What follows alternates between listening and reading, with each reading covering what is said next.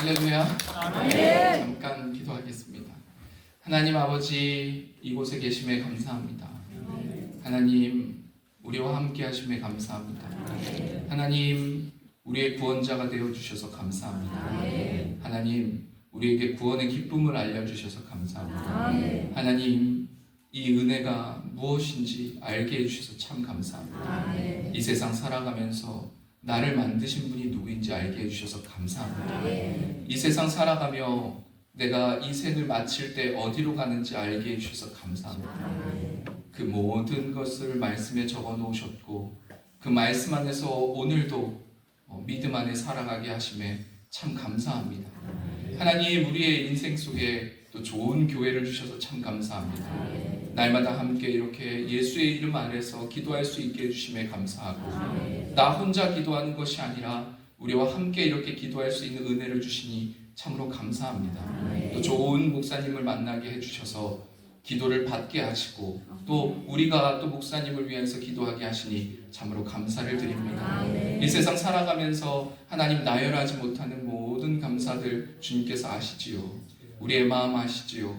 우리의 생각 아시지요. 주님, 계속해서 우리에게 얼마나 사랑하는지 알게 하시고 또한 우리도 그 사랑을 받들어 풍성하게 주님을 사랑하는 하루하루 될 수 있도록 은혜를 허락하여 주십시오.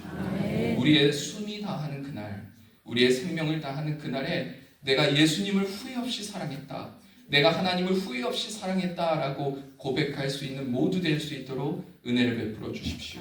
예수님의 이름으로 기도드렸습니다. 아멘. 할렐루야. 아멘. 저는 조지아에서 왔고요. 조지아라는 나라가 한국에서는 커피로 유명한 것처럼 보이지만 제가 궁금해서 거기에 전화해서 물어보니까 그 조지아가 아니랍니다. 그리스 로마 신화에 나오는 그 산이 거기 있고요. 그리고 국기를 보면요, 십자가가 가운데 이렇게 크게 하나 있고 십자가입니다. 만약에 하나님이 여러분에게 기회를 주시고 그리고 저의 기도가 응답이 되는 그날 여러분이 언젠가는 조지아 땅을 밟게 될 텐데 조지아 땅을 딱 밟으면 여러분이 처음 보시게 되는 장면이 사방에 십자가가 있는 것을 보시게 될 겁니다. 네. 주변은 다 무슬림 국가로 되어 있어요. 근데 딱 그 나라만 기독교 국가라고 말하는 사방이 십자가입니다. 산을 보면 무조건 산 위에는 다 십자가가 교회가 있어요. 그리고 도시마다 예수 형상이 있습니다. 제가 선교사로서 그 땅에 딱 떨어져서 제일 많이 본 게 십자가와 예수와 교회입니다. 제가 그 땅에 가서 십자가와 예수와 교회를 보면서 내가 왜 여기 있어야 될까라는 것을 깊이 고민하기 시작했어요. 거기에는 오르토독스라는 교회가 있습니다. 그러니까 우리 한국어로는 정교회죠. 오르토독스라는 뜻은 뭐냐면 나만 진짜야 라는 뜻이에요. 나만 진짜야. 그래서 나만 진짜야 교회를 가보면 깜짝 놀랄 일들이 있습니다. 거기서는 아이콘이라는 수많은 벽에 그림들이 붙어 있어요. 근데 저는 그걸 비판하고 싶지는 않습니다. 왜냐하면 예전에 아주 기독교가 오래 전에는 예수님을 잘 모르고 글도 잘 몰라서 예수님에 관한 그림들을 벽에 막 그려놨어요. 그리고 조지아가 참 희한한 게 종교개혁에 전혀 영향을 받지 않는 나라예요. 그래서 여러분이 오시면 마틴 루터의 종교개혁이 일어나기 전의 교회의 모습은 어떠한가를 볼 수 있어요. 종교의 특징 중에, 특별히 조지아의 종교의 특징 중에 하나가 뭔지 아십니까? 성경을 읽으면 죄라고 가르칩니다. 사제 없이 성경을 읽는 것은 죄예요. 여러분, 기도를 우리처럼 이렇게 예수님 오늘 제 마음이 속상했어요, 예수님 오늘 제 마음이 기쁩니다, 이런 걸 기도라고 말하지 않습니다. 그들이 말하는 기도는요, 어떤 사람이 기도문을 써서 그걸 한번 쭉 읽는 거예요. 그래서 그들끼리 얘기하는 오늘 기도 몇 번 했어? 오늘 기도 10번 했어. 우리는 이해가 안 가죠. 무슨 기도를 10번을 해? 기도를 1시간 했다면 내가 알겠지만 기도를 10번 한 건 무슨 얘기야? 근데 그 사람들은 기도를 1시간 했다는 얘기 무슨 말이야? 1시간 동안 이걸 읽었다는 얘기야? 우리와 대화가 되지 않습니다. 같은 교회라는 명칭을 쓰고 같은 예수라는 이름을 쓰고 같은 기도라는 그리고 말씀이라는 그 수많은 기독교 용어들을 같이 사용한다 할지라도 우리가 점검해 봐야 될 것이 있어요. 그 교회를 들어가면요, 정말 사방에 아이콘들이 있어요. 아이콘이 뭐냐면 어떤 이 조지아가 부강했던 왕들의 사진들, 그림들, 그리고 왕들의 뼈들, 그리고 예루살렘에서 가져온 돌들, 이런 것들이 교회에 가득하게 있습니다. 세례 요한의 그림도 있고요, 엘리야의 그림도 있고요, 예수님의 그림도 있고요, 십자가도 있고요, 마리아도 있고요. 정말 온갖 좋은 것처럼 보이는 것들은 다 교회에 갖다 놨습니다. 그리고 그들이 예배라고 불리는 것은 그 그림에 입을 맞추는 거예요. 마리아의 그림에 앞에 가서 마리아의 그림을 입에 맞추고, 엘리야의 그림에 가서 엘리야에게 그림에 입을 맞추고, 그것을 그들이 예배라고 생각해요. 제가 처음에 그 땅에 가서 그 예배를 드리고 그 교회를 가서 교회에 뛰쳐나오면서 제가 펑펑 울었습니다. 주님 이게 어떻게 교회입니까? 이게 어떻게 교회입니까? 여러분, 사형리의 전도가 전혀 통하지 않는 나라가 조지아입니다. 왜 그런지 아실까요? 길거리에 지나가서 아무나 붙잡고 예수님 사랑합니까? 그러면 다 네, 예수님 사랑합니다. 그래요. 예수님 믿고 구원받으시? 네, 그렇습니다. 예수님 사랑하십니까? 네, 예수님 사랑합니까? 근데 제가 물음표가 떴어요. 예수님을 다 사랑한다라고 말하는데 왜 삶이 저렇지? 왜 이혼하고 때리고 마약하고 술, 담배 중독에 왜 예수님을 사랑한다라고 하는, 통째로 예수님을 사랑한다는 나라가 어느 나라보다 이렇게 가난하고 이렇게 문제가 많지? 그냥 겉모습만 교회가 많고 십자가가 많고 국기가 그냥 십자가니까 어느 선교사도 이 땅에 살면서 그들이 어떻게 살아내고 있는가도 확인 안 한 겁니다.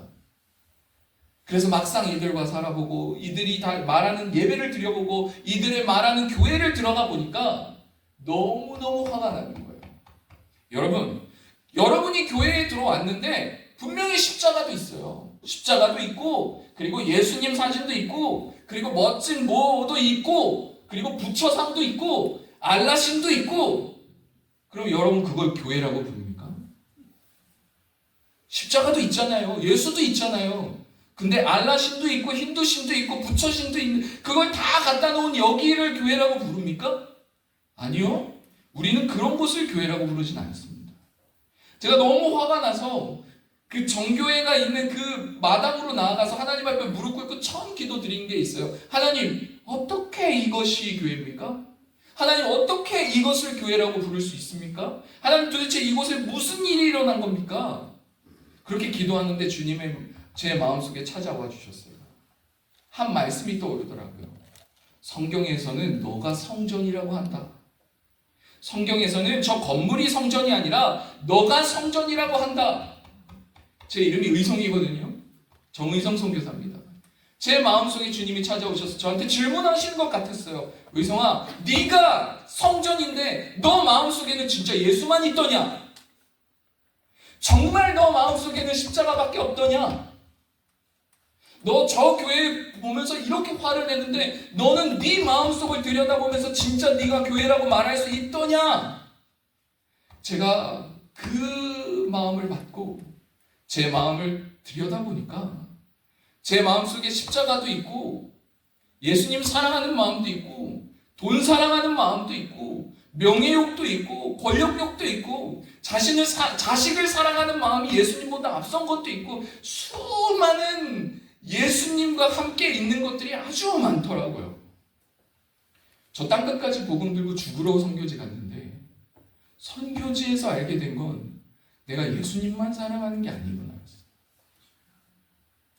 여러분, 예수님을 가장 우선순위로 두는 삶은 아주 아름답죠.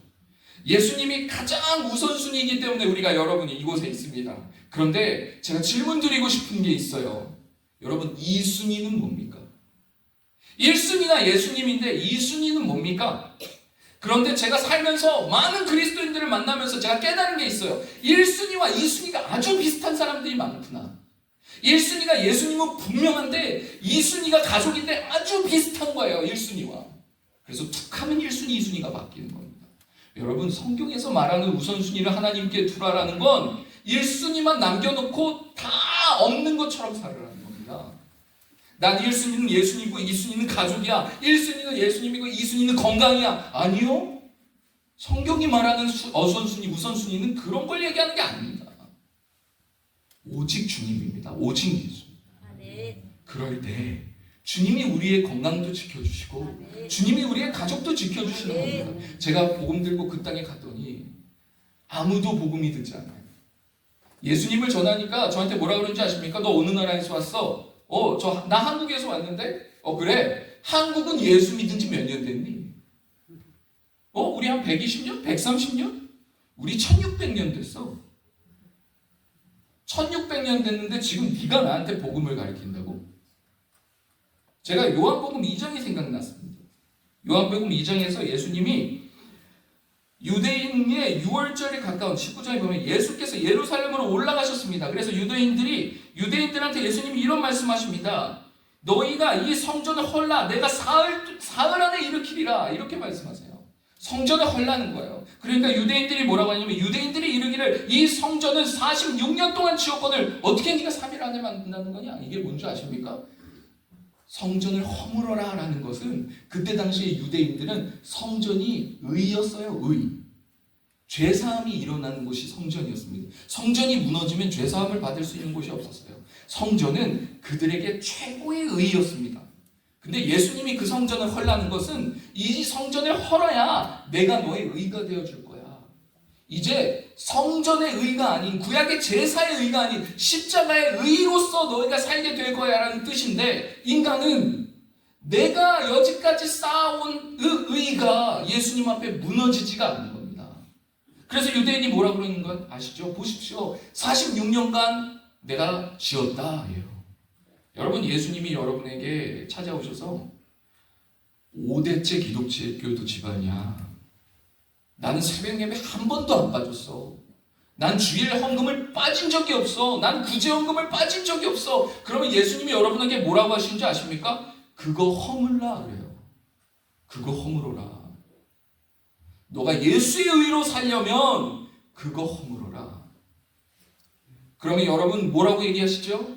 주님, 저는 46년간 한 번도 새벽 예배를 빠진 적이 없는데 무슨 말씀을 하시는 겁니까?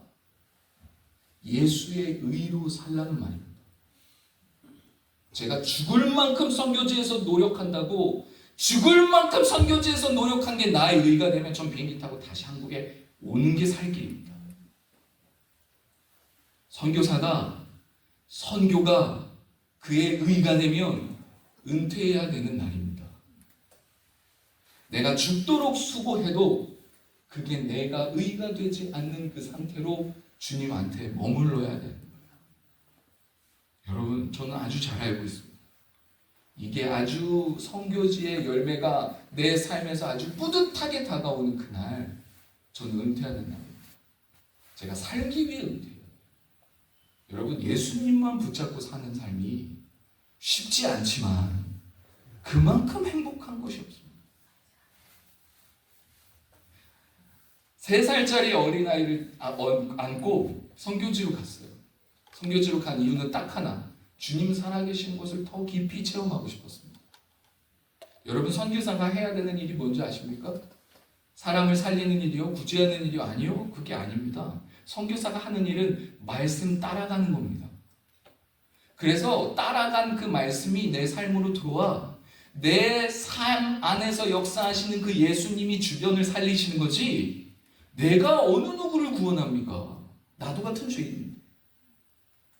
선교사는 말씀대로 사는 삶, 말씀 따라 살려고 발버둥 치는 사람이고 말씀대로 살아가다 보니까 어느 날 선교사가 되어 있는 거지, 말씀대로 살아가다 보니까 어느 날 장로가 되어 있는 거고 말씀대로 따라가다 보니까 어느 날 권사가 되어 있는 거지 권사가, 장로가, 목사가 그것을 목표로 한 적이 없습니다. 우리는 예수님이 우리의 구주이시고 그분이 우리를 이끄시기 때문에 그분을 따라가다 보니까 직분자가 어느 날 되어 있는 거예요. 그렇게 따라가다 보니까 어느 날 선교사가 되어 있는 거죠. 그것을 놓치시면 여러분 그 자리에 올라가서 딴짓합니다. 선교사가 내 인생의 목적이었으면 선교사 되고 나서 전 딴짓하는 거예요. 전 선교사를 한 번도 내 인생의 목표로 삼아본 적이 없습니다. 목사도 제 인생의 목표는 아니에요. 제 인생의 목표는 예수 닮는 것입니다. 예수님을 따라가는 삶. 그리고 끝까지 예수님 사랑해보는 거. 저는 그거 한번 해보고 싶습니다. 근데 아직 제가 살 날이 좀 남은 것 같아서 아직 더 많이 열심히 노력해야 될 것 같습니다. 선교지 사진을 잠깐만 보여드리겠습니다. 여러 사진 중에 제가 지금 하고 있는 사역은 선교지에서 현지인들과 같이 살아요. 저는 궁금했습니다. 왜 그렇게 인간이 안 변할까? 왜 그렇게 사람이 안 변할까? 고민하고 또 기도하고 갈등하는 중에 코로나를 만났습니다. 코로나를 만나서 정말 사랑하는 장로님, 권사님, 얘들아 막 하고 잘 지내다가 갑자기 어느 날 딱 셧다운을 하는 거예요. 가족별로 다 흩어져서 뿔뿔이 집에 있으세요. 격려하세요. 라고 딱 해서 격려를 해서 집에 가보니까 제가 충격받은 것이 이게 내 가족이구나. 나는 교회의 모든 성도들이 내 가족인 줄 알았는데 환란이 터지면 뿔뿔이 흩어지는 그 모습이 그 소그룹이 진짜 가족이구나. 이걸 어떡하지? 고민하고 성경을 읽다가 예수님이 제자들과 3년 동안 같이 사는 장면이 들어왔습니다. 예수님이 십자가에서 요한에게 요한아 어머니야. 그리고 마리아에게 어머니 아들입니다. 십자가에서 예수님이 우리에게 주고 싶으셨던 것은 단순히 구원을 뛰어넘어 우리가 예수의 피로 묶인 하나님의 가족이구나라는 것을 가족을 주고 싶으셨던 거구나. 가족을. 내가 이걸 놓치고 있었구나. 그래서 예수님께 말씀을 들으러 온 사람이 예수님 형제 자매들이 왔습니다. 형제가 왔습니다. 이렇게 하는데 누가 나의 형제냐? 누가 나의 가족이냐? 하나님의 말씀을 따르는 그 자가 바로 나의 형제요, 나의 자매다. 그래서 예수님은 가족의 개념을 완전히 바꾸셨습니다. 그래서 예수 믿고 구원받은 우리가 거듭나서 해야 될 일들은 내가 내 배를 아파서 낳는 내 가족만이 가족이 아니라 여기에 있는 수많은 예수의 피를 나눈 사람들이 내 형제요, 자매요, 어머니요, 아버지구나. 이것을 내가 받아들이지 않으면 십자가를 반만 받아들이는 거예요. 근데 이게 왜 안 되냐? 내가 죽지 않아서 안 되는 거죠. 저 여기 앞에 사진에서 보냈던 그 형제랑 3년을 넘게 같이 살았습니다. 저 예쁜 아내랑 결혼했어요. 10살도 어린 아내랑 결혼했습니다. 근데 공동체 생활하는 건 어떤 얘기를 하는지 아십니까? 제가 지방사역을 내려가면 3, 4일 동안 집을 비워야 돼요. 그러면 예쁜 아내와 형제들과 저 없이 3, 4일을 연락도 안 되는 상황에서 지내야 됩니다. 여러분, 이게 인간의 노력으로 될 거라고 생각하십니까? 저 진짜 무섭고 겁났어요. 정답인지는 알았는데, 이 길이 정답인 줄 알겠는데 삐끗 조금이라도 잘못해서 우리 아내나 우리 딸에게 상처가 되는 길이라면 이걸 어떻게 해야 되지? 정말 주님 앞에 엎드리고 울며 기도했습니다. 주님 정답인 줄 알겠는데 도와주십시오. 제 마음이 너무 두렵고 제 마음이 걱정됩니다. 근데 하나님 이 길이 진리라는 건 알겠는데 제가 너무나 무섭습니다. 제가 아내한테 동의를 얻었고 아내는 기쁜 마음으로 수용해줬어요. 지금 벌써 이 형제 자매들과 같이 지금 한 20명과 같이 산 날이 벌써 6년 정도가 가까이 돼가고 있는 것 같습니다. 한 번도 사고가 일어난 적이 없었어요. 주님께서 지켜주셨기 때문입니다. 저는 제가 눈을 부릅뜨고 뭘 지킨 적이 없어요. 인간적으로 지킬 수가 없는 것이기 때문입니다. 진리를 따라가는 삶이, 예수님을 따라가는 삶이 어느 부분에서 고민과 고통과 아무런 걱정과 근심이 없을 거라는 약속이 있습니까? 예수님을 따라가는 그 길은 계속해서 내 안에 내 마음속에 잊지 말아야 할 불순물들을 말씀께서 성령께서 제거해 주시면서 저를 끌고 가실 거예요. 예수님을 따라가는 길은 끊임없이 내가 예수와 다른 부분들을 발견하며 내가 예수와 다른 부분들을 인정하고 고백하고 회개하며 예수님을 닮아가는 과정일 겁니다. 그래서 신앙생활에서 가장 중요한 것은 작년보다 올해가 3년 전보다 오늘이 예수님을 더 닮아가고 있는가예요.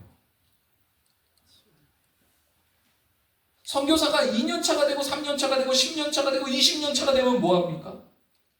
내가 처음 파송받은 그날, 내가 선교지에 처음 밟은 땅을 밟은 그 날보다 지금 내가 더 예수님을 닮아가고 있는가? 내가 그때보다 지금 더 예수님의 마음을 더 깊이 알아가고 있는가가 선교사한테 가장 중요한 일. 저는 예수님을 만나서 예수님이 도저히 안 믿겨지는 겁니다. 처음부터 제가 예수님을 그렇게 전 교회는 왔다 갔다 했습니다. 그냥 교회를 왔다 갔다 하는 청년이었어요. 근데 어느 날 제 자신에게 질문을 했어요. 너 정말 예수가 구원자라는 걸 믿냐? 근데 거짓말할 수는 있겠어요. 주일 예배는 드려요. 근데 진짜 예수가 내 삶의 구원자다라고 고백하기에는 뭔가가 안 믿겨졌어요. 정말 주님 앞에 발버둥 쳤어요. 예수님을 믿고 싶은데 안 믿겨지는 걸 어떡합니까? 예수님, 제가 예수님을 너무너무나 믿고 싶은데 거짓말할 수는 없고 예수님 저 좀 도와주십시오. 예수님, 제가 예수님 좀 믿게 해주십시오. 그렇게 막 기도하고 있는 그날, 어느 날 사도행전을 보는데 정말 사람들이 막 열심히 기도하고 있는 그 가운데 성령님이 임하셔서 방언을 말하게 하시며 따라 그래요. 근데 영어 성경은 another language라고 적혀 있어요. 근데 제가 그때 무슨 마음을 먹었냐면, 그래, 방언이라는 은사 그거 말고 진짜 another language라면 내가 믿겠다. 그러니까 또 다른 언어. 그러니까 이 사람이 아프리카에 간 적도 없는데 아프리카 말로 갑자기 기도하거나, 이 사람이 어떤 언어를 배운 적이 없는데도 성령의 말하게 하심에 따라 그 다른 언어, 번역이 되는 그 언어로 말하게 된다면 난 믿을 수 있겠다라는 생각을 가지게 됐어요. 그래서 교회를 갔습니다. 그래서 예배를 드린 게 아니라 예배를 봤어요. 어느 사람이 신실하게 보일까? 그래서 제가 나는 죄인이니까 나를 위해서 기도하면 하나님이 안 들어주실 것 같았어요. 그래서 누가 신실하게 보이냐 여기다 딱 보니까 어떤 자매가 정말 열심히 울면서 기도하는 거예요. 그래서 그 자매 뒤에 앉아가지고 하나님 앞에 기도했어요. 하나님, 이 자매가 아프리카에 간 적도 없는데 아프리카 말로 기도하면 내가 주님을 위해서 내 모든 삶을 다 드리겠습니다. 그렇게 막 기도하고 있는데 제 입에서 중국어가 나오는 거예요. 저는 한 번도 중국어를 배운 적이 없거든요. 제 입에서 스페인어도 나오더라고요. 구글 트랜슬레이트로 돌아가요. 제가 무슨 기도를 하는지 알겠는 거예요. 제 모든 이성과 제 모든 판단과 제가 알고 있는 모든 인간의 경험의 지식이 한 번에 무너지는 순간이었어요. 이거 쓰레기구나. 내가 이렇게 사는 것이 지혜로운 거야. 돈을 모아야 돼. 뭘 해야 돼. 집을 사야 돼. 직장을 가야 돼. 이 모든 인간의 잡다한 경험에 이렇게 사는 것이 인생에서 아름답고 성공한 거야. No! 예수님이 살아계시면 완전히 다른 세상입니다. 제가 그것을 다 멈추고 신학교를 가게 된 순간이었어요. 예수님을 만나고 깊이 만나서 그분이 얼마나 나를 사랑하시는지 제가 알게 되고 나서 기도하는 게 너무 좋고 말씀 보는 게 너무 좋아서 골방에서 3개월 동안 나오지도 않았어요. 제가 하루에 20시간씩 말씀 보고 기도하면서 그냥 온통 밥 먹는 시간 빼고 그냥 예수님이랑 얘기하는 그 시간, 교제하는 그 시간이 너무너무 좋았어요. 그냥 너무너무 행복했습니다. 그러면 이렇게 기도하고 말씀 보면 주님이 형통하게 길을 열어주셔야 되는 거 아닙니까? 그 다음에 제 삶에서 만나게 된 사건이 뭔지 아세요? 우리 아버지가 자살하셨어요. 제 앞에 장례식장 앞에서, 아버지의 장례식장 앞에서 주님이 얼마나 나를 사랑하신지 제가 알았잖아요. 근데 눈앞에서 우리 아버지의 장례식의 사진, 영정사진을 보는데 어떻게 받아들여야 될지를 모르겠는 거예요. 어떻게 받아들여야 될지. 그래서 아버지 장례식장 앞에서, 영정사진 앞에서 제가 배운 게 하나가 있습니다. 이래서 예수님이 믿으라고 하셨구나. 믿음이란 이럴 때 쓰라고 주신 거구나. 아버지 장례식장 앞에서 제가 미친 사람처럼 소리치는 적이 모여 있는데 그게 뭔지 아십니까? 하나님은 선하신 분이십니다. 예수님은 나의 선하신 목자이십니다. 믿어서 고백했냐고요? 아니요.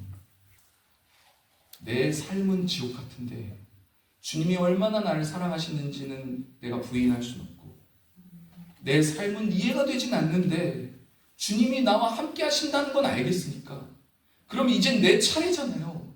주님이 날 위해서 죽으셨고 주님이 날 위해서 부활하셨다면 이제는 내 차례잖아요. 주님께서 하실 일들은 다 하셨잖아요. 이제 나에게 성령도 주셨고 말씀도 주셨는데 이제 내 차례잖아요. 내가 주님이 선하신 분이라는 것을 고백하면 따를 차례지 않습니까? 얼마나 더 우리가 받아야 주님을 따르겠습니까? 집을 몇 평짜리를 주셔야 주님을 따르겠습니까? 사업을 얼마나 잘 돼야지 주님을 따르시겠습니까? 얼마나 좋은 대학교를 가야 주님을 따르시겠습니까? 주님을 따른다는 건 그 주님이 너무 좋아서 그 좋은 주님이 날 위해서 죽고 부활하셨다는 것을 깊이 알아. 내 상황은 지옥 같지만 선하신 분이라는 걸 내 자유의지를 가지고 고백하는 거예요. 바로 인생이 풀리진 않았습니다. 제 마음에 상처가 너무 가득했고 저는 외동아들이거든요. 홀어머니를 두고 저는 선교지를 떠났어요. 정말 우리 어머니 입장에서는 그런 불효자식이 없는 거예요. 제가 선교지가 조지아가 처음은 아닙니다. 필리핀에서도 갔고 몽골도 갔고 남아공도 가고 정말 여러 선교지를 돌아다녔어요. 선교가 궁금해서. 근데 한 선교지에서 제가 1년 정도 있었을 때였습니다. 누구도 저를 파송하지 않았어요. 누구도 저에게 후원금을 보내지도 않았습니다. 일개 전도사고 일개 목사도 아닌 어느 누구한테 누가 후원금을 보냅니까? 그냥 제가 가지고 있는 돈으로 복음 전하러 해외로 나갔어요. 그렇게 열심히 선교하고 있는데 어느 날 제가 전화를 받았습니다. 우리 어머니가 쓰러지셨대요. 쓰러지시면서 모든 왼손잡이신데 왼손에 있는 모든 뼈들이 다 목갈골절이 일어나서 수술도 다 부서졌대요.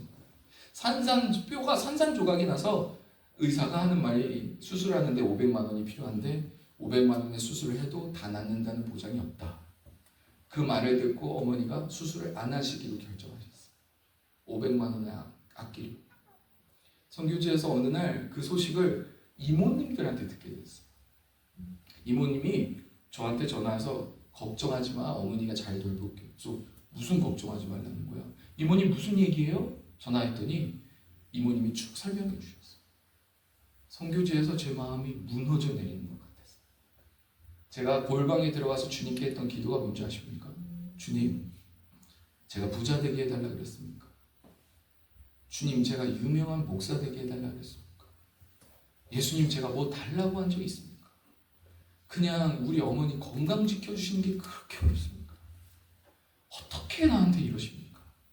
3일 밤낮을 먹지도 않고 자지도 않고 하나님께 원망했어요. 해석이 안 되는 거예요. 왜 주님이 나한테 이러실까? 근데 3일이 지나고 나서 제 마음속에 한 줄기의 빛이 비치는 것 같았어요. 갑자기 제 마음속에 어떤 마음이 들어오냐면 정말 하나님이 하셨을까? 성경은 이 땅에 하나님만 있다고 말씀하시지 않는다. 마귀도 있고 귀신도 있고 사탄도 있고 어둠의 영적인 권세가 분명히 성경이 있다고 얘기하는데 나는 왜 3일 밤낮을 하나님만 원망하고 있는 거지? 내가 진짜 원망해야 되는 대상이 하나님이 아니라 마귀여야 되는 거 아닌가? 내가 진짜 미워하고 원망해야 되는 대상이 사탄이어야 되는 건 아닌가? 근데 왜 나는 나를 구원해 주시고 나를 위해서 죽으시고 부활하신 그 하나님을 원망하고 3일 밤낮을 그렇게 하나님을 괴롭히고 있지? 제가 그때 일어나서 제가 샤워를 하고 마닐라 베이 앞에 나가가지고 제가 가지고 있었던 돈이 그때 전 재산이 50만 원이었어요. 그 50만 원 통장을 다 통장에서 돈을 뽑아서 제가 알고 있는 모든 선교사님과 교회에 헌금을 다 했어요. 그리고 그 바닷가 앞에서 제가 소리쳤습니다. 사탄아! 나는 죽을 때까지 선교할 거다. 나는 이것 때문에 선교를 멈추지는 않아. 이것 때문에 하나님 일 멈추지 않아. 이것 때문에 내가 예수 따르는 거 멈추지 않아. 난 죽도록 선교할 거야. 그러니까 나 건드리지 마. 난 건드리면 더 열심히 기도할 거야. 난 건드리면 더 열심히 복음 전할 거야. 나는 죽을 만큼 선교할 거니까 나 건들지 마. 제가 그렇게 소리 질렀어요. 여러분, 사탄이 조금만 여러분 건드리면 찡찡찡찡찡찡 되시면 안 돼요. 그러면 아주 신나서 더 괴롭혀요. 여러분 우는 모습이 너무 좋아서, 여러분이 불평불만하는 모습이 너무 사탄이 보기에 아름다워서 계속해서 그 문제 가지고 괴롭힌다니까요. 언젠가 다윗이 열심히 기도하다가 이미 그 사건이 끝났다는 걸 알고 샤워한 모습처럼 여러분 툭툭 털고 일어나세요. 내가 이런다고 교회 안 섬길 것 같아? 내가 이런다고 교회 내가 기도 안 할 것 같아? 이런다고 내가 예배 안 드릴 것 같아? 아니, 난 더 열심히 드릴 거야. 난 더 열심히 전도할 거야. 난 더 열심히 헌금할 거야. 그러면 건들면 건들수록 기도하는 사람을 왜 건듭니까? 건들면 건들릴수록 복음 전하는 사람을 왜 건드리냐? 여러분, 성경 말씀대로 복음을 전하는 자는 복음으로 말미암아 산다고 했어요. 저 다른 선교사님들을 비판할 생각은 없지만 많은 사람들을 만나고 나서 제가 깨달은 게 있어요. 복음을 전하는 자는 복음을 전하지 않으면 망하는구나. 인간적인 많은 문제들이 내가 복음을 전하지 않아서 생긴 일들이구나. 내가 정말로 복음을 죽을 만큼 전하면 그 복음이 나를 살리는구나. 저는 그 말씀을 붙잡았어요. 나는 복음을 전하는 자니까 복음을 전하지 않으면 난 죽는 거가 맞구나. 이 땅에 있을 이유가 없구나. 내가 경제적인 문제, 힘들고 어려운 문제들은 복음을 전하지 않을 때 일어나는 일들입니다. 여러분, 제가 이 말씀을 붙잡고 선교지에서 어느 누구도 제가 출근할 데가 없잖아요. 9시 딱 되면 출근 복장을 입고 출근을 합니다. 그리고 제가 퇴근을 언제 하냐면 5시에 퇴근을 해요. 그러면 9시부터 5시까지 여러분이 돈을 벌면서 열심히 일하는 것만큼 저는 9시에 출근을 하고 5시에 퇴근하는데, 그럼 9시부터 5시까지 뭐하냐? 기도하고 말씀 보고 전도합니다. 그러면 저에게 상급이 있냐? 아니요. 당연히 제가 할 일이죠. 그러면 상급이 언제서부터 있냐? 퇴근하고 나서 연장 근무. 그죠? 5시 이후에 내 일을 다 하나님 앞에 마치고 난 다음에 내가 스스로가 내 마음대로 쓸 수 있는 그 시간에 복음을 전해야 상급이 있지 않겠습니까? 제가 9시부터 5시까지 전도하고 말씀 전하고 기도한다고 상급이 있다고 생각하면, 그럼 여러분들은 돈 벌려고 9시에 출근해서 5시에 퇴근한다고 상급 받습니까? 아니죠. 그냥 인간으로서 살기 위해서 당연하게 하는 거죠. 그러면 선교사도 그렇게 사는 게 맞죠. 그렇게 하니까 예수 믿는 사람들이 나옵니다. 열매가 맺어지게 돼요. 아멘. 제가 열심히 해서가 아니라 정상인처럼 해서. 근데 그때 오는 행복은 이루 말할 수가 없어요. 제가 선교지에서 아침에 눈을 뜨고 아내랑 딱 손을 잡으면서 우리가 무슨 얘기하는지 아십니까? 우리가 이렇게 행복해도 될까? 이렇게 행복해도 될까? 세상에 우리가 무슨 복을 받았길래 아침부터 저녁까지 예수만 생각할 수 있는 환경이지? 아침부터 저녁까지 기도만 할 수 있는 이런 환경이지? 우리가 도대체 무슨 복을 받았길래 우리가 이런 삶을 살 수 있지? 여러분, 이게 행복이십니까? 저한테는 행복입니다. 그리고 누군가에게는 너무나 꿈꾸는 행복한 삶일 겁니다. 나도 돈 안 벌고 죽도록 기도하고 말씀 보고 전도하는 그런 삶 좀 한번 살아보고 싶다. 누군가는 그렇게 꿈꾸고 기도할지도 몰라요. 다음 한번 자료도 한번 보시겠습니다. 잠깐 사진을 좀 보십시오. 선교지에서 지금 저희가 하고 있는 사역이 조지아에 정말 독특한 일들이 일어났습니다. 인도에서 의사가 되기 위해서 공부하러 조지아 땅으로 넘어온 의대생들이 2만 명이 넘어요. 근데 그들을 처음부터 제가 선교해야겠다라는 마음을 가진 것이 아니에요. 어느 날 아침에 말씀을 보는데 고아와 과부와 나그네를 잘 섬기라는 말씀을 받았어요. 그래, 고아는 조지아가 섬길 수가 없어요. 왜냐하면 오르소독스에서 타 종교인은 고아들을 관리할 수 없게 막아놨어요. 그럼 과부를 섬기기에는 제가 나이가 아직 어리다고 생각했어요. 그럼 나그네, 포리너인데 그럼 외국인들인가? 하고 생각하면서 그때 그냥 길거리를 지나가고 있었는데 겨울인데 여름 옷을 입고 있는 학생들이 있는 거예요. 그래서 제가 불렀어요. 너 왜 이렇게 추운데 겨울 옷을 안 입고 있어? 그러니까 얘기를 들어보니까 여름만 있는 나라에서 온 거예요. 근데 돈이 없으니까 여름 옷을 입고 겨울을 나고 있는 거예요. 그래서 얘네들 몇 명을 불러서 겨울 잠바를 사줬어요. 그랬더니 이 친구가 다른 친구를 부르고 또 다른 친구를 부르고 또 다른 친구를 부르더니 2명, 3명이서 내가 기독교인인데 예배를 드릴 곳이 없는데 목사님 혹시 우리랑 예배를 같이 드릴 수 있냐. 근데 제가 돈도 없고 가진 것도 없어서 그럼 우리 어디서 예배를 드리지? 그러니까 제가 한국적인 생각을 가지고 있었어요. 한국에서 큰 교회 부목사로 있었을 때는 찬양팀도 있어야 되고 악기팀도 있어야 되고 스피커도 있어야 되고 뭐가 다 있어야 예배가 된다고 생각했어요. 근데 성교제에 가니까 뭐 없잖아요. 근데 이 학생들이 그냥 들판에서 예배 드리시죠 뭐. 그래서 들판에서 동그랗게 앉아가지고 핸드폰으로 찬양을 틀고 그 찬양의 음악에 맞춰서 같이 기도하고 예배를 드리는데 하나님이 임재하시는 거예요. 그리고 한 시간을 정말 뜨겁게 예배를 드리기 시작하는 거예요. 야, 찬양팀이 없어도 예배가 되는구나.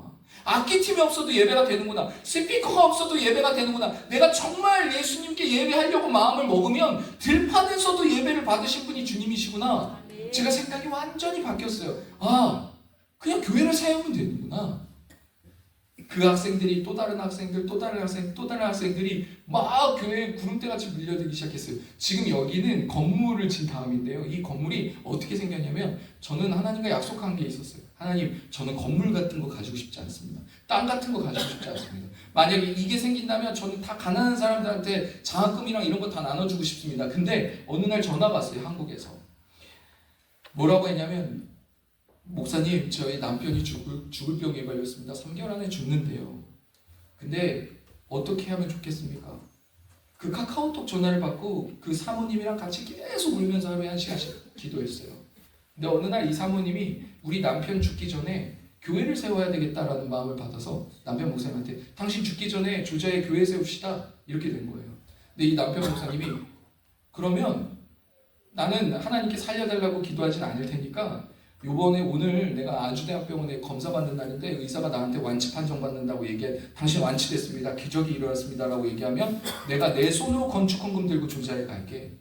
그렇게 가정예배를 아침에 드리고 오후에 아주대학병원에 가서 의사가 완치됐습니다.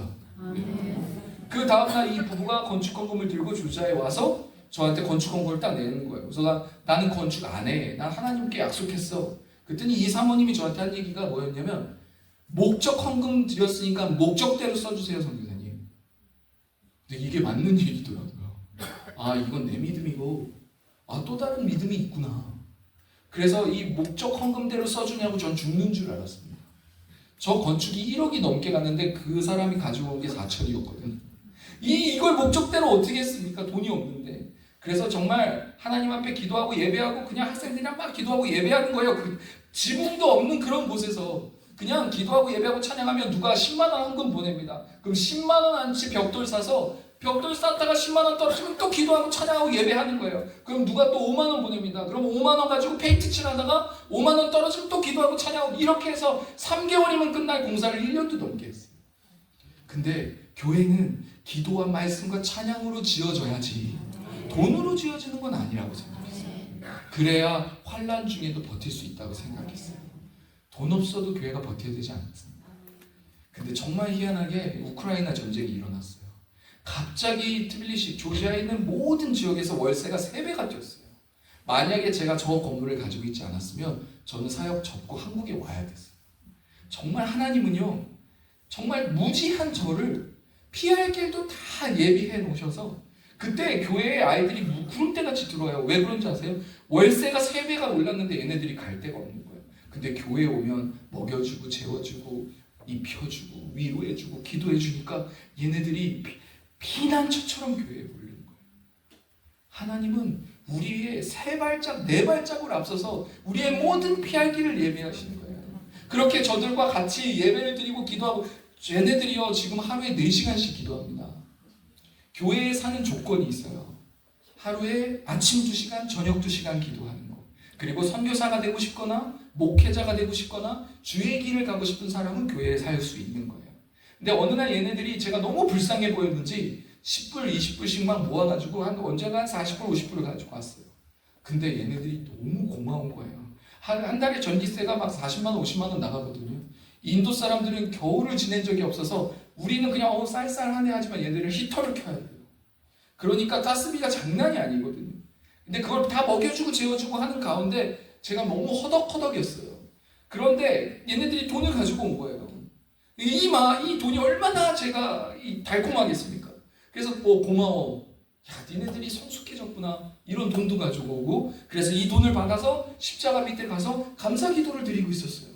근데 주님께서 저에게 그런 마음을 주시는 거예요. 이 돈 받지 말고 저들을 복음의 빚진 자로 만들어라. 네가 지금 당장 50불, 60불 받으면 너의 사역에 도움이 되겠지만 이 돈 받지 말고 저들이 다 의사 될 사람들이니까 차라리 복음의 빚진 자로 만들어라. 그 돈 다시 가지고 다 나눠줬어요. 정 네가 나한테 주고 싶으면 너 주변에 있는 가난하고 힘든 사람들, 그런 친구들을 도와줬으면 좋겠다.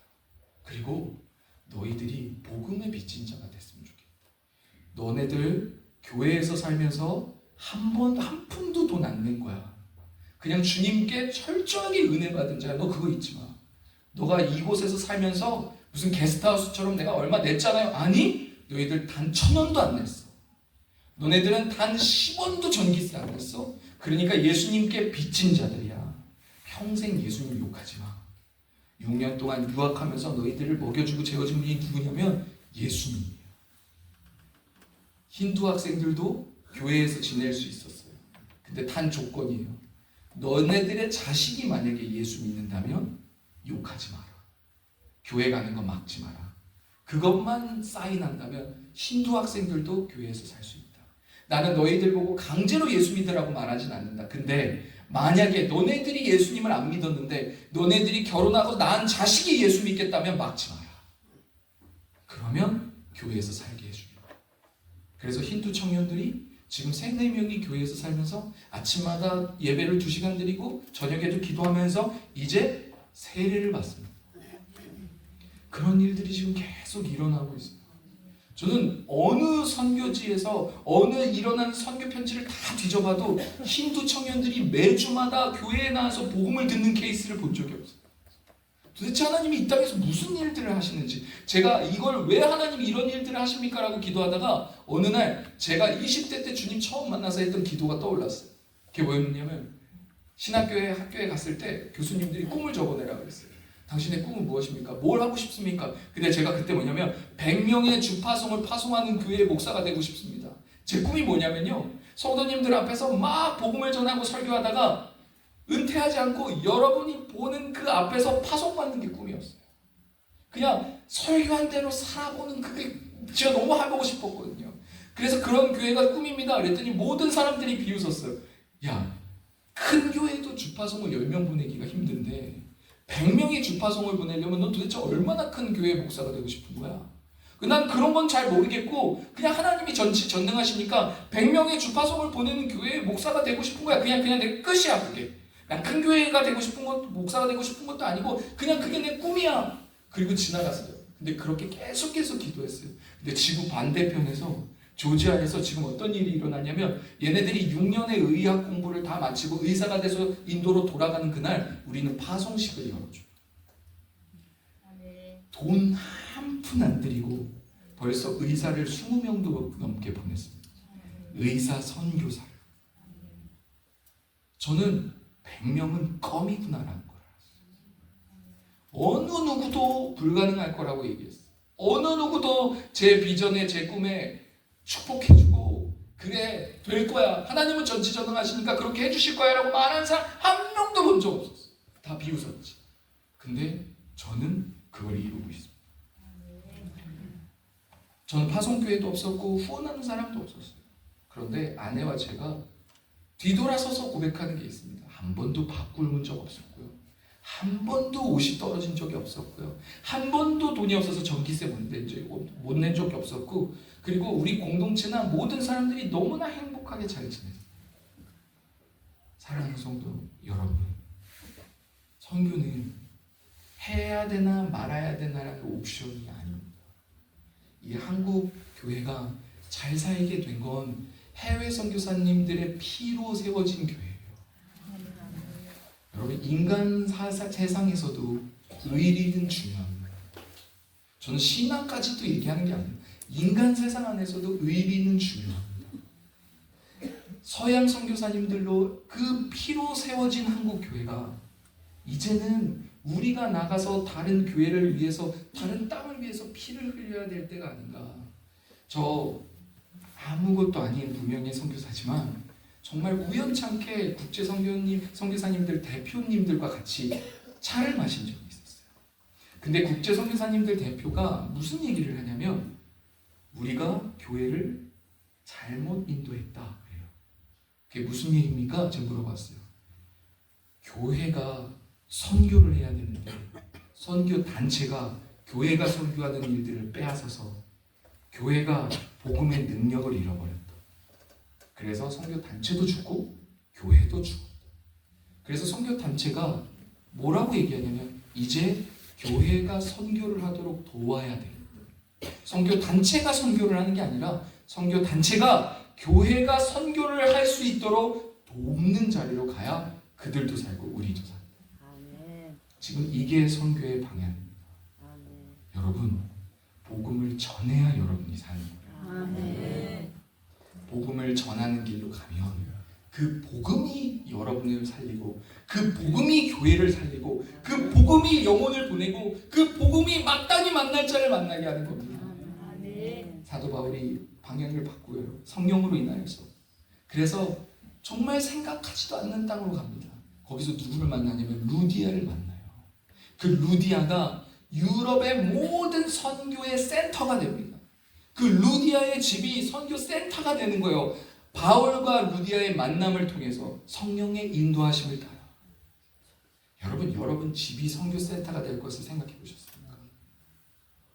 여러분 그런 꿈을 꾸지 않는다고 할지라도 복음으로 여러분의 가정이 열리면 여러분의 집이 어느 나라의 선교 센터가 될지 모르는 거예요. 여러분 기도하면서 하나님 나의 지경을 넓혀 주십시오 라고 기도하죠. 그럼 지경을 넓혀 주신 게 뭔지 아십니까? 한 번도 조지아를 위해서 기도하지 않았던 내가 이제 조지아를 위해서 기도하기 시작하는 그게 지경이 넓어지는 겁니다. 하나님이 여러분에게 그 땅을 맡기시는 거예요. 돈을 꼭 안 보내셔도 돼요. 내 기도 속에 그들과 함께 있고 예수의 피를 나는 형제요 자매요 가족이 그 땅에 있는 겁니다. 그렇게 여러분의 지경을 영적으로 믿음으로 계속해서 하나님이 주신 그 땅을 품어가면서 기도할 때 그 땅으로 보낼 물질도 하나님이 여러분에게 주시는 거예요. 하나님이 얼마나 좋은 분인지 아십니까? 제가 어느 날 한국에 왔어요. 그러니까 가난하고 힘든 학생들이랑 계속해서 같이 있다 보니까 재정이 굉장히 귀하죠. 근데 어떤 기업에서 예배를 드려달래요. 그래가지고 하나님 제가 그 기업에 예배를 드리러 갑니다. 근데 하나님 혹시 전할 말씀 있으십니까? 어떤 말씀을 전하기 원하십니까? 근데 제 마음속에 감동이 오는 거 있어요. 그 사람이 봉투를 준비했는데 그 봉투를 받지 마라. 축복하고 돌려주라. 그래서 저는 이해가 안 갔어요. 알겠습니다 하나님. 그리고 제가 그 기업에 갔어요. 예배를 잘 인도하고 말씀을 잘 전하니까 정말 그 사장님이 정말 두꺼운 봉투를 딱 내밀더라고요. 근데 제가 딱 그 봉투를 받았을 때 와 많다 이걸 알았어요. 근데 분명히 알겠습니다 하나님 하고 갔는데 막상 그 봉투를 딱 받았을 때 얇았으면 고민 안 했을 건데 딱 봤는데 두꺼운 거예요. 이거면 교회 몇 년 치겠다. 1년 칠 수도 있겠다. 정말 수많은 가난한 학생들도 지나가고 이 돈을 가지고 있으면 저 학생한테 내가 밥도 사줄 수 있고 등록금도 내줄 수 있고 정말 수많은 이 돈을 받아도 되는 이유들이 제 머릿속에 막 지나가는데 하나님께 약속했던 것도 같이 떠올랐어요. 그래서 그 돈을 받고 하나님 앞에 기도하고 다시 돌려줬어요. 하나님이 돌려드리라고 해서 돌려드립니다. 근데 하나님이 마음을 받으셨고 축복하고 돌려드려요. 그 사장님이 펑펑 울었어요. 왠지 아세요? 저도 그 돈 받았으면 큰일 날 뻔했습니다. 그 돈이 사업이 하도 안 풀려서 내가 헌금하면 하나님이 좀 풀어주실까 해서 대출 받은 거예요. 여러분 하나님은 그런 하나님이 아니잖아요. 내가 헌금을 안 해서 내 비즈니스가 잘 안 되는 건가 해서 대출 받아서 헌금했던 거라니까요. 저는 그 돈 받았으면 큰일 났어요. 하나님이 여러분 얼마나 좋은 분이신지 아십니까? 여러분을 갈취하시는 분이 절대 아니십니다. 여러분이 망하지 않게 도와주시는 분이 하나님이시죠. 아멘. 저는 한 번도 바꾸는 적이 없었어요. 월급을 따박따박 사례비를 받는 곳에서 떠나서 어느 누구도 나에게 사례비를 주지 않는 땅으로 가니까 무섭긴 무서웠어요. 앞에 미래가 하나도 안 보이니까, 뭔 계획을 할 수 있는 게 아무것도 없으니까. 근데 주님의 인도하심을 따라 하루하루 앞서서 생각하지 않고 살아내는 그 삶도 너무 재미있더라고요. 사랑하는 성도 여러분, 이 말씀이 있어요. 제가 가난한 학생들에게 얘네들은 진짜 나처럼 가난하지 않았으면 좋겠다. 얘네들은 진짜 말씀 안에서 부자가 되었으면 좋겠다라고 꿈을 꾸고 아버지의 마음으로 하나님 얘네들이 지금은 고생하지만 인도에 돌아가서 의사가 되었을 땐 큰 저택을 사서 그 큰 저택이 선교센터가 되게 해주시고 큰 차를 사게 해주셔서 하나님 많은 성도들을 태울 수 있는 그런 차를 살 수 있게 해주시고 그래 하나님 헌금을 할 때 고민하지 않는 재정을 허락해 주시고 선교일을 보낼 때 궁핍하지 않는 재정을 허락해 주십시오라고 날마다 기도하면서 어떻게 하면 하나님의 복을 받는가를 막 찾았어요. 근데 이 말씀이 떠올랐어요. 이 말씀이 거기에 뭐라고 써있냐면 사도행전에 오늘 읽은 말씀입니다. 사도들의 큰 권능으로 주 예수의 부활을 증언하니 무리가 큰 은혜를 받아 그 중에 가난한 사람이 없었더라. 가난한 사람이 없었더라. 이 말씀이 어디에서 성취되는지 아십니까? 신명기 15장이에요. 신명기 15장에 하나님이 뭐라고 이스라엘 백성들에게 약속하시냐면 이방인에게는 내가 독촉하려니와 내 형제와 꾸어진 것은 내 손으로 면제하리라. 그러면서 4절 5절에 내가 만일 내 하나님 여호와의 말씀을 듣고 내가 내게 오늘 내게 내리는 그 명령을 다 지켜 하나면 내 하나님 여호와께서 내게 기업으로 주신 땅에서 반드시 복을 받으리니 너희 중에 가난한 자가 없으리라. 너만 부자 되리라가 아니에요. 하나님의 복은 항상 공동체에 떨어집니다. 하나님의 복은 항상 교회에 떨어지는 거예요. 여러분 혼자 받는 복은 그게 성경적인 복이 아닙니다. 나로 말미암아 교회가 부해지고 나로 말미암아 내 가족이 부해지고 나로 말미암아 내 이웃이 윤택해지는 복이 하나님의 복이에요. 그래서 하나님이 신명기 15장에 이렇게 말씀하시지 않습니까? 너희 중에 아무도 가난한 사람이 없을 거야. 근데 모두가 하나님 말씀 믿어야 돼. 아니요. 한 사람이 예수님 제대로 믿으면, 한 사람이 주님 제대로 믿으면 너희 중에 가난한 사람이 없을 거예요. 근데 이 장면이 어디서 나오는지 아십니까? 바울과 실라가 감옥에서 기도하는데 큰 진동이 일어나며 모든 감옥 문이 열렸어요. 기도하는 사람은 바울과 실라밖에 없었는데 그 다른 죄인의 감옥 문도 다 열어주신 게 하나님이세요. 그러니까 너희 중에 가난한 자가 없으리라는 말씀이 어디서 성취가 되냐면 사도행전 4장에 성취가 되는데 그들이 살고 있는 모습이 뭐냐면 가족이 된 모습이었어요. 예수 그리스도의 부활을 중심으로 된 한마음 한뜻으로서 내 삶을 모두 다 던지고 부활하신 예수 그리스도 이름 하에 우리 모두 다 모이자. 남자도 여자도 돼, 유대인도 돼, 헬라인도 돼, 모두 다 예수 부활을 믿는 모든 사람들은 다 모여서 그 예수의 피로 우리가 가족이 되자.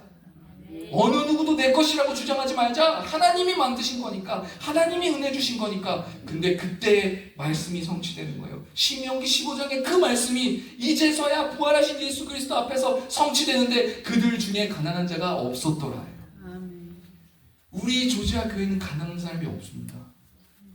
왜 없는지 아십니까? 바꾸는 적이 없어요. 옷을 돈이 없어서 못 입은 적이 없습니다. 그리고 누가 밥 굶잖아요? 우리는 가서 밥 사 먹여요. 냉장고 비었다는 소리 들으면 달려가서 그 냉장고 채워줍니다. 우리 중에 가난한 자가 없었더라는 그 말씀을 저는 받고 있는 거예요. 믿어요. 내가 살고 있는 그 땅에 반경 최소 1km는 밥 굶는 사람이 없게 해야 되지 않습니까? 우리가 그리스도입니다. 그들을 좋은 직장에서 그게 아니잖아요. 밥 굶는 일은 없어야 되지 않습니까? 사랑하는 성도 여러분, 말씀은 실체. 이렇게 열심히 선교하다가 어느 날 기도하는데 하나님이 너희 아내 유방을 검사해라 라는 마음을 주셨어요. 너무 건강하게 잘 지내고 있는 우리 아내한테. 그래서 아내한테 사정해서 제발 한국 가서 한 번만 검사 받자. 그럼 한국 갔다 오는 비행기 티켓 값이 얼마야? 아니야, 괜찮아, 나 멀쩡해, 건강해. 근데 진짜 하나님 앞에 계속해서 기도하고 아내를 한국에서 데리고 왔어요. 2년 전입니다.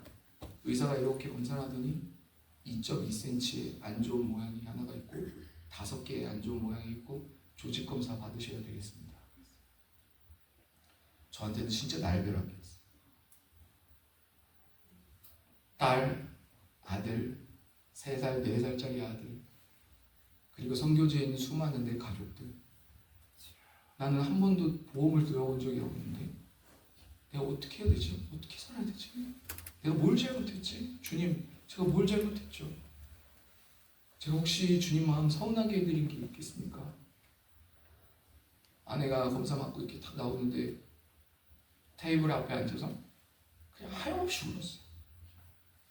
그냥 검사 결과를 보기도 전에 막 울고 있는 아내 모습 보고 그냥 저도 막 울었어요. 그렇게 수고만 했는데, 진짜 수고만 했는데. 그리고 아내를 집에 딱 데려다 주고 하나님 앞에 계속 울었어요. 하나님, 어떡하죠? 어떡하죠? 선교지에 있는 교회는 어떡하죠? 선교를 멈춰야 됩니까? 하나님, 이 소식을 제가 어떻게 형제자매들한테 전하죠? 주님 살아계시겠다고, 살아있다고 그렇게 제가 설교했는데 막상 이 일을 닥치니까 제가 뭘 해야 될지 모르겠습니다. 그렇게 하루 이틀을 기도하고 있었던 찰나에 예전에 제가 아버지가 돌아가시고 나서 둘째 이모님이 제가 너무 불쌍해 보였나 봐요. 믿지 않는 이모님이었는데, 의성아 너 뭐 갖고 싶냐? 이모가 하나 사줄게 그랬어요. 그래서 제가 십자가 사주세요 그랬어요. 십자가 사주세요. 그래? 십자가 어디서 사냐? 기독교 백화점 가면 삽니다. 그래서 이모님이랑 같이 기독교 백화점을 갔어요. 근데 기독교 백화점 딱 들어가자마자 사장님 여기서 제일 큰 십자가 주세요 그랬어요. 근데 진짜 본당에서 쓰는 십자가 이만한 십자가를 주는 거예요. 그 십자가를 저 이렇게 신문지로 이렇게 둘둘둘 말아서 저한테 턱 어깨에 줬어요. 너무 십자가가 커서 버스도 못 타고 택시도 못 타요. 근데 이모님이 너무 창피하니까 난 먼저 갈게. 그리고 십자가를 결제하고 그리고 가셨어요. 제가 그 십자가를 딱 메고 집에까지 버스 정류장 5정거장을 가야 돼요. 근데 그 십자가를 딱 메고 걸어가는데 사람들이 다 저를 미친놈처럼 쳐다보는 거예요. 근데 제가 그때 그 십자가를 메고 주와 같이 길 가는 거 즐거우니라. 주와 같이 길 가는 거 즐거우니라 하니까 그 찬송을 제가 부르기 시작하는 거예요. 주와 같이 길 가는 거 즐거운 일 아닌가. 제가 그 찬양을 막 하면서 가는데 눈물이 나는 거예요. 너무 감사해서. 너무너무 행복해서. 아버지 돌아가신 지도 얼마 안 됐는데 그 십자가를 지고, 예수님이 지셨던 그 십자가 지고 집에 가는 그 장면이 아내를 위해서 기도하는데 떠올랐어요. 그때가 새벽 2시인가 일어나서 주무시고 있는 어머니를 깨웠어요. 어머니 정말 주무시는데 죄송한데 우리가 선교지를 떠나갈 때 그때 제가 맸던 그 십자가 어디 있죠? 근데 어머니가 너 선교 간다고 저기 어디 창고에다가 놨잖아. 그래서 제가 일어나서 차를 몰고 그 창고를 막 갔어요. 근데 그 창고 문을 딱 열으니까 저 창고 맨 끝에 뽀얗게 쌓인 십자가의 먼지가 저기 있는 거예요. 그래서 물건들을 막 헤치고 그 십자가를 딱 끌어안고 먼지를 막 털면서 제가 막 울었어요. 주님, 제가 선교하다가 십자가를 잃어버렸습니다. 열심히 하나님 일하다가 십자가를 잃어버렸습니다. 열심히 주의 일하다가 구원의 감격을 잃어버렸습니다. 이제서야 제가 주님이 나한테 무슨 말씀하시는지 알겠습니다. 제가 그 십자가를 다시 쥐고 집으로 걸어오는데, 그래, 내가 이것 때문에 시작한 선교였지, 내가 이것 때문에 시작했던 길이었지. 그 마음이 막 회복이 되는 거예요. 하나님, 우리 아내 살려달라고 기도하진 않겠습니다. 근데 하나님, 너무너무 감사합니다. 내 인생에 예수님의 이름이 있다는 게 진짜 너무 감사합니다. 그리고 나서 조직검사를 받는데 이제 3층으로 가는 길이었어요. 3층으로 딱 가면서 하나님, 근데 정말 그냥 의사가 못 찾았으면 좋겠습니다. 그냥 의사가 이거 어디 간 거야? 도대체 어디 간 거야? 라는 그 말 제가 너무너무나 듣고 싶습니다. 그리고 올라갔어요. 그래서 울트라사운드를 하는데 제가 이제 옆에 남편도 들어가실 거예요. 그래서 남편 들어갔어요. 그래서 20분 동안 제가 계속해서 기도하고 있었어요. 근데 그 의사 선생님이, 감사합니다. 의사 선생님이 뭐라고 하셨냐면 막 간호사랑 수근두근 되는 거예요. 야, 왼쪽이야? 왼쪽이었어? 오른쪽이었어? 근데 제가 뒤에서 응답됐구나. 그래가지고 제가 너무 촐싹된 거예요. 그러지 말아야 되는데 못 찾으시겠죠? 그래서 제가 뒤에서 그랬더니 그 의대 교수님이 당신은 누구십니까? 누구야? 이러는 거예요. 그래서 남편입니다. 못 찾으시겠죠? 그랬더니 없어졌습니다. 아멘. 여기에서 끝난 일이 아니에요. 이 간증을 제가 어느 교회에 했더니 어떤 교회 엄마가 그 딸을 데리고 왔어요. 제 막내 아들이랑 똑같은 5살이었어요. 뇌에 4.4cm의 종양이 있는데 수술이 안 된다는 거예요. 위치가 너무 안 좋아서. 근데 선교사님의 간증을 듣고 기도해달라고 나오는 거예요. 근데 제가 솔직하게 하나님께 기도했어요. 하나님, 제가 우리 아내를 위해서 죽을 만큼 기도할 수는 있겠는데 내가 이 아이를 위해서도 죽을 만큼 기도할 수 있을까요? 내가 정말 정직하게 하나님, 우리 아내를 고쳐주신 건 예수님인데 하나님, 예수님이 이 아이를 고쳐주시지 않으면 이 아이 엄마가 너무 상처받을 것 같은데 제가 기도해도 되겠습니까? 어쨌든 너무나 불쌍한 내 막내 아들이랑 똑같은 나이라서 기도해줬어요. 하나님, 그냥 우리 아내를 고쳐주신 것처럼 이 아이도 고쳐줘요. 근데 이 아이의 엄마가 얼마나 진짜 대단한 믿음이었는지 대학병원에서 검사받기 전날에 키즈 카페를 하루 종일 빌린 거예요. 그래서 동네 애들을 다 공짜로 놀게 해줬어요. 그러면서 현수막을 하나를 걸었는데 우리 딸을 고쳐주신 하나님께 감사합니다. 아멘. 제가 얼마나 놀랐는지 아세요? 안 고쳐주시면 어쩔 뻔했어요. 근데 그 다음날 제가 인도에서 선교를 하고 있는데 아내랑 둘이 같이 엑스레이 사진이 하나 온 거예요. 선교사님, 우리 딸 종양이 사라졌습니다. 아멘. 여러분, 저는 알아요. 우리 아내를 종양을 고쳐주시고 사라지게 하신 그 하나님이 언젠간 우리 다 죽는다는 걸 알아요. 연장시켜 주신 거예요. 아멘. 우리의 모든 암덩어리나 질병이나 문제들을 해결해도 언젠간 우리는 죽습니다. 믿음 주시려고 고쳐주시는 것이지 아멘. 생명을 잠깐 연장해 주는 게 그게 그렇게 큰 의미가 없어요. 우리한테 주님이 주고 싶으신 건 건강함보다 믿음입니다. 아멘. 내가 너를 이렇게 사랑하고 내가 너를 이렇게 생각하고 있다. 그리고 언젠가 이거 썩어질 이 육신에 너무 집착하지 말고 이제 정말 집중해야 될 것에 집중하며 나를 위해서 나와 함께 살자. 아멘. 그게 주님이 하시는 말씀. 사랑하는 성도 여러분, 실망하지 마십시오. 낙담하지 마십시오. 하나님이 살아계시고 여러분과 함께 하시고 그리고 또 다른 여러분의 지경을 넓혀주고 계시지 않습니까? 저는 조지아 선교사로서 단 한 명이 내가 저기 가서 조지아 땅을 위해서 기도하는 사람이 단 한 명, 2명이 더 늘겠구나 하면 저 땅 끝까지 가요. 그게 내가 해야 할 일. 여기까지 근데 진짜 멀긴 멀더라고요. 근데 이곳에 오면 분명히 조지아 땅을 위해서 기도하는 사람이 생기겠다. 그 믿음을 가지고 전 여기 왔습니다. 여러분, 여러분을 위해서 기도하는 사람도 있어요. 저 땅 끝에서 이름도 모르고 알지 못하는 저 학생들이 오늘 지금 이 예배를 위해서 무릎 꿇고 기도하고 있어요. 이게 하나님 나라입니다.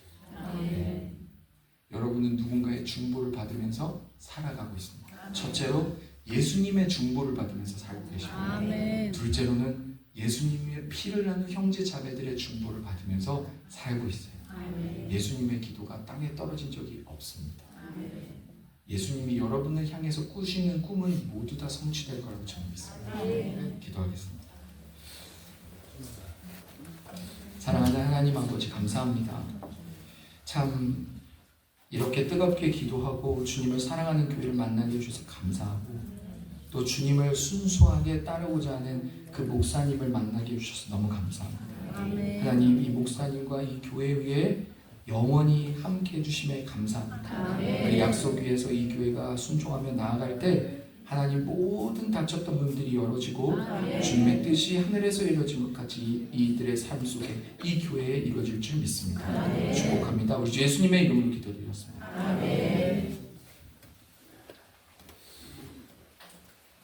올라오세요. 목소리 내려가는 말 아닌다고 내려가시고 우리 사모님 좀 앞으로 나오겠어요. 사실 저는 이분들을 오늘 처음 봐요. 지난 두 주 전에 제 고등학교 동창들하고 며칠 시간을 보냈는데 시애틀에서 온 친구 안희수 집사님이 한국 나오기 한 주 전에 우리 교회에 정의성 선교사님이라고 젊은 선교사님이 와서 말씀 전하고 가셨는데 꼭 우동원 목사가 들어야 될 설교를 하고 가셨대요.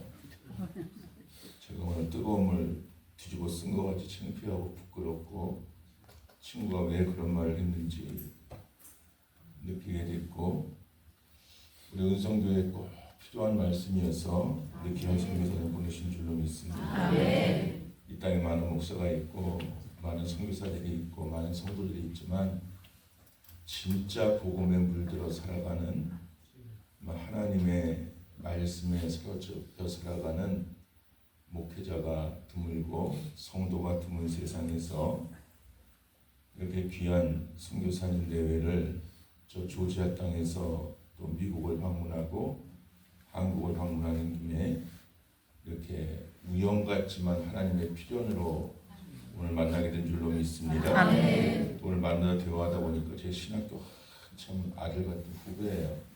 그래서 더 반갑고 또 하나님이 참 이런 만남을 준비하셨구나 하는 생각이 드는데 우리 시간에 두 선교사님을 위해서 또 우리가 오늘 처음 듣는 것 같고 생소한 조지아 땅의 복음화를 위해서 우리가 같이 한번 기도하기를 원합니다. 우리 성원님 인사 한번 할까? 여기 마이크 있고 이름도 말씀하시고. 김유진 선교사입니다. 또 우리 귀한 시간 통해서 너무 귀한 성도님들 만나 뵈어서 너무 감사하고 또 생각나실 때 저희 선교지 조지아위에서 기도해 주실